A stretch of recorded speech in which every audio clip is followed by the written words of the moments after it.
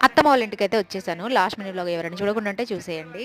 కిందనైతే link ఇస్తాను. And ఇంకెవరైనా మన ఛానల్‌ని కొత్తగా చూస్తున్నట్టయితే లైక్ అయితే చేయండి.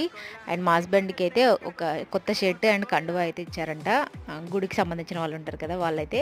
అండ్ నేను ఆ రోజు మైదాకు పెట్టుకుందాం అనేసి మైదాకు కూడా పెట్టుకున్నాను. బట్ అంతగా పండలేదు అదేంటో. చూసారా మా హస్బెండ్ నన్ను ఎలా ఎక్కిరిస్తున్నాడో. వెళ్లి రెడీ అవ్వు అనేసి అంటున్నాడు కానీ అప్పటికి ఫుల్ వర్షం పడుతుంది. ఇంకా నెమ్మదిగా అయితే రెడీ అయిపోయాను. అండ్ లాస్ట్ మినిట్ వ్లాగ్‌లో చెప్పాను కదా! నా లుక్ అయితే కొంచెం చేంజ్ అయింది అనేసి. ఎందుకనంటే నేను కొంచెం ఈసారి హెయిర్ స్టైల్ అయితే చేంజ్ చేశాను. అందువల్ల నేను నాకు కొత్తగా మా విలేజ్‌లో అయితే ఎవ్రీ ఇయర్ తొలి ఏకాదశి రోజు మాత్రమే బీరన్న బోనాలు అయితే చేస్తారు. అలా ఇంకా ఎవరి విలేజ్‌లో అయినా చేస్తారా అనేది నాకు అయితే చెప్పండి. ఎవ్రీ ఇయర్ బీరన్న బోనాలకైతే మాకు వర్షం కూడా కన్ఫర్మ్‌గా పడతా ఉంటుంది. మేము ఖచ్చితంగా తడుస్తాం ఆ రోజు వర్షంలో.